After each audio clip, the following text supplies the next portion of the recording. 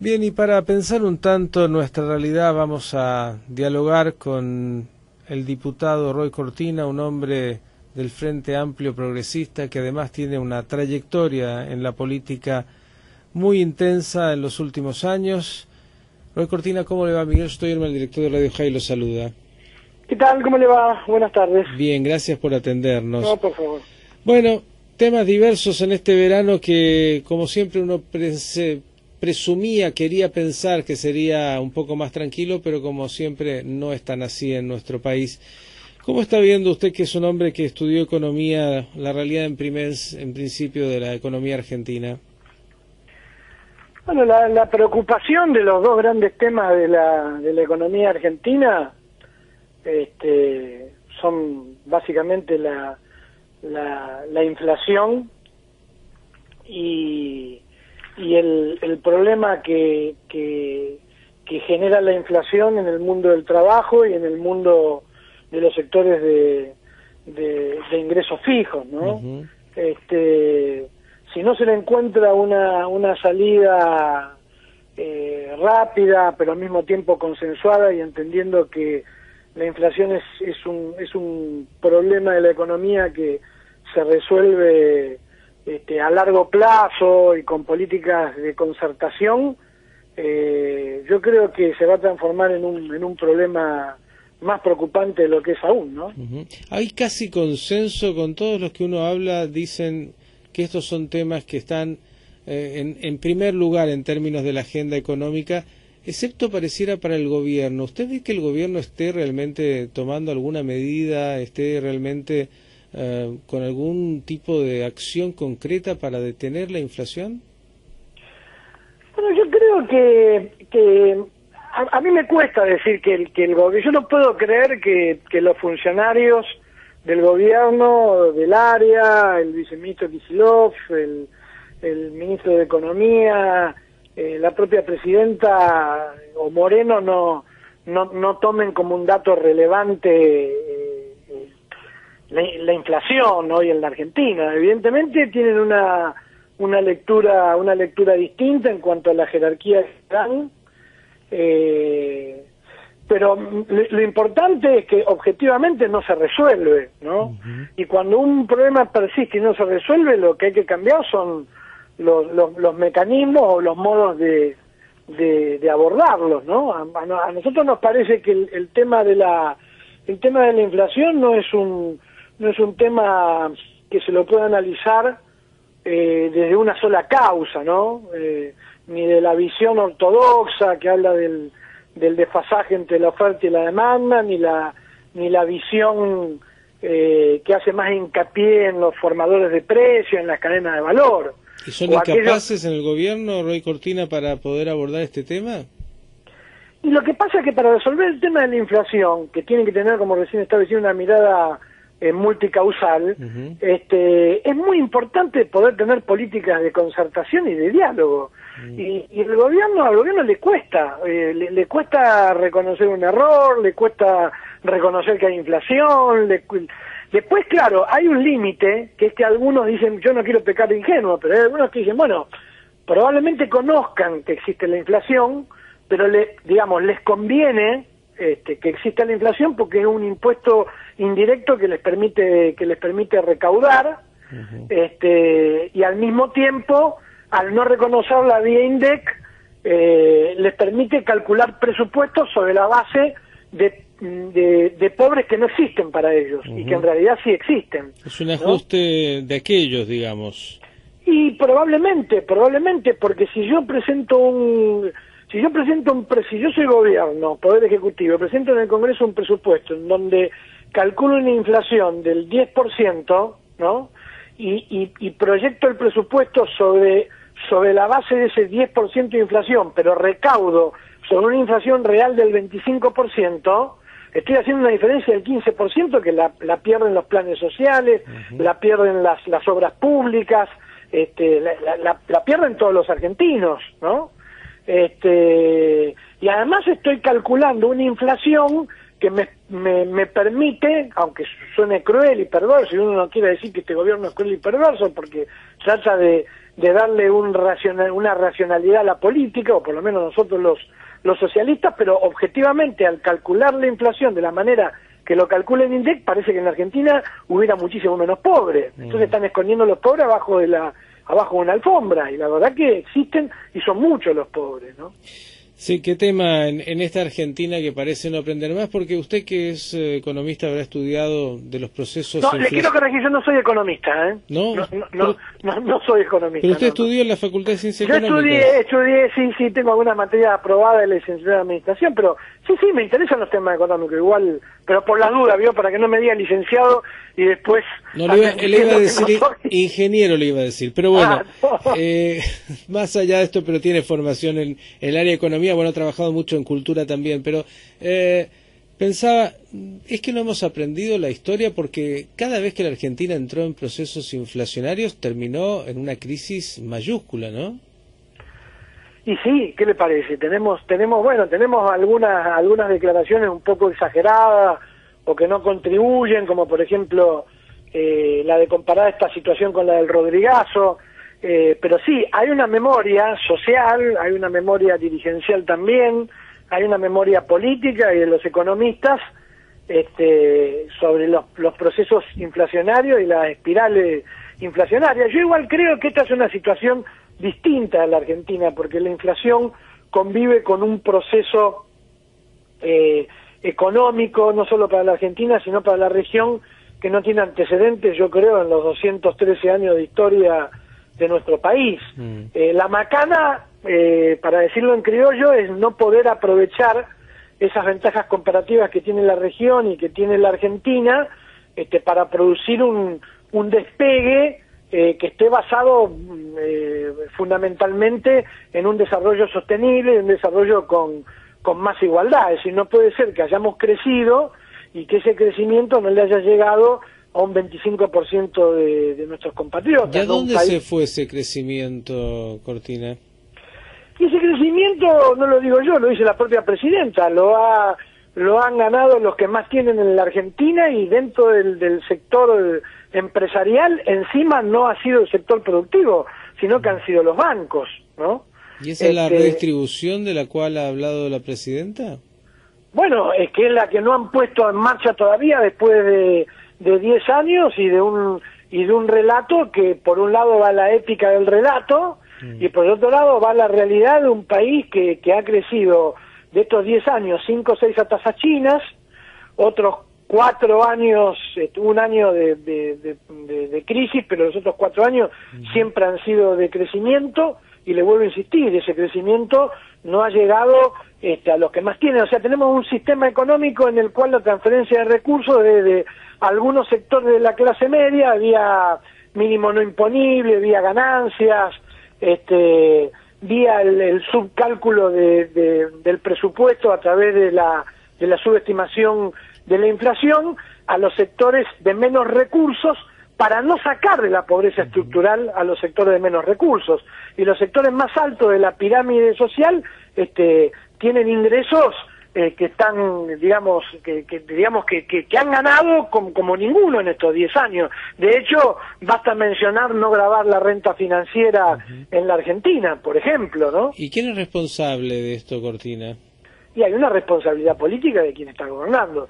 Yo de eso no tengo dudas. Si estaríamos gobernando nosotros, tendríamos que decirlo, seguramente nos criticarían y dirían que la responsabilidad es del Frente Amplio Progresista.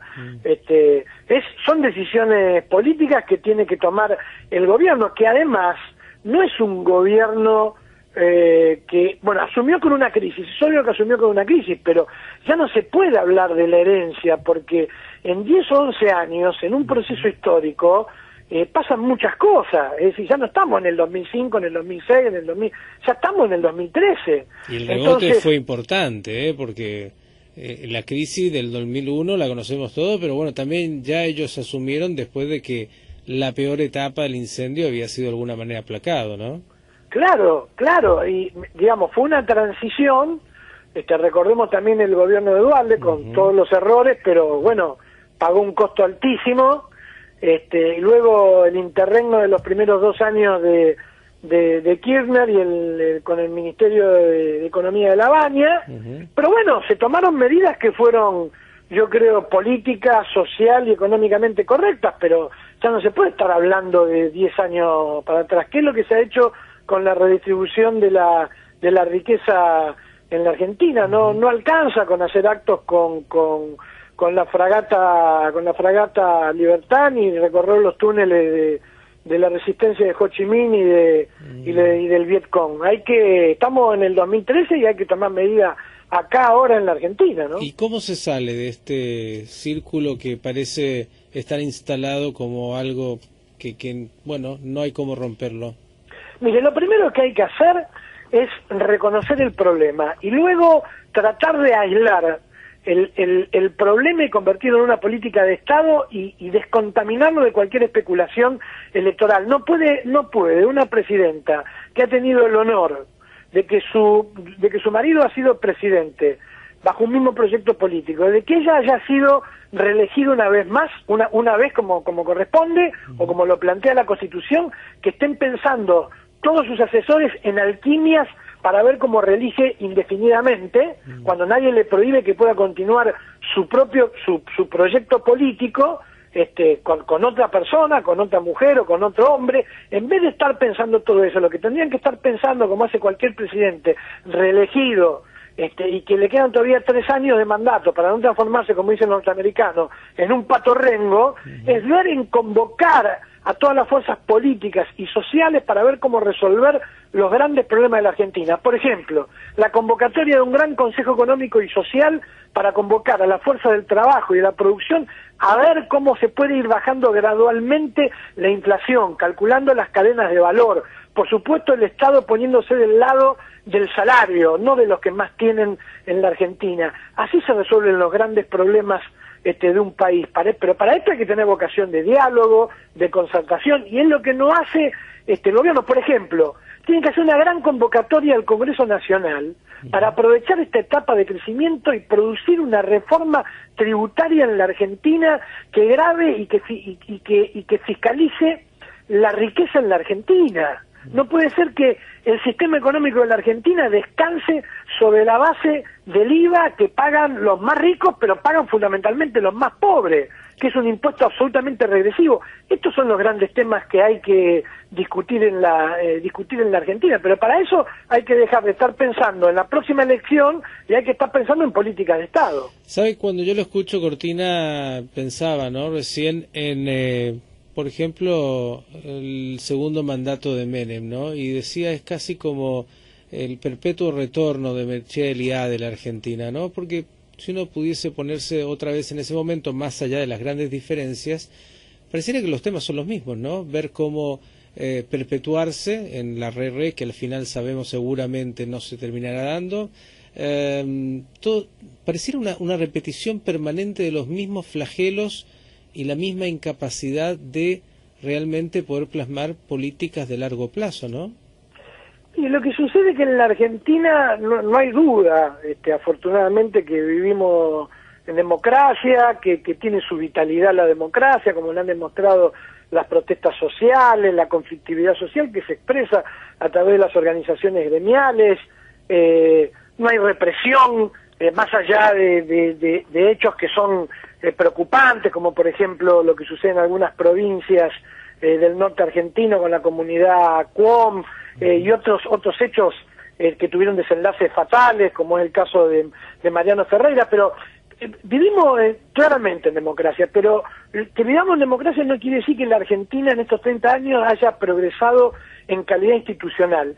Se habla mucho de las instituciones en la Argentina, pero una cosa es hablar de las instituciones y otra cosa es tener una mirada institucional del país.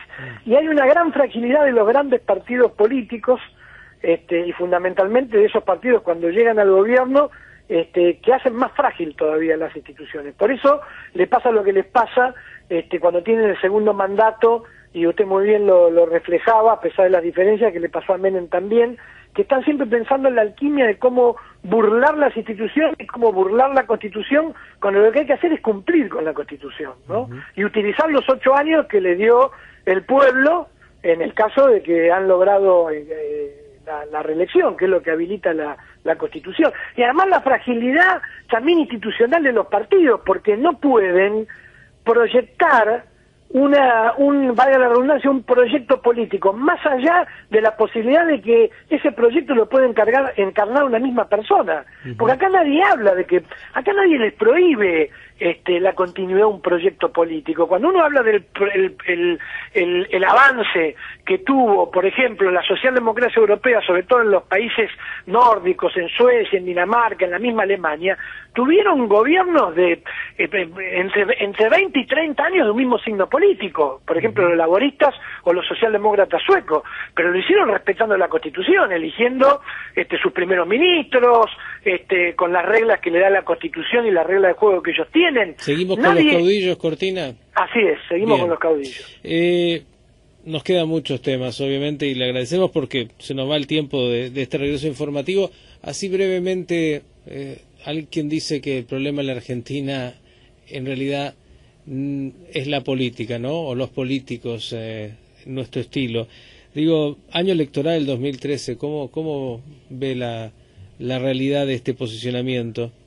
Sintéticamente creo que va a ser un año de retroceso para el gobierno nacional, como son todas las elecciones de medio término, pero más por los desaciertos del último año y medio, y creo que va a ser una gran oportunidad para el crecimiento de la figura de Hermes Wiener camino al 2015 y del FAP en todos los distritos. Yo creo que va a ser la segunda fuerza claramente. ¿Algo para criticarle a Wiener habiendo sido el segundo en su momento en las elecciones presidenciales? No, la verdad que no por chauvinismo de mi fuerza política, pero creo que Wiener está haciendo las cosas muy bien. Va a ser una gran elección, seguramente como candidato a diputado nacional va a ser elegido.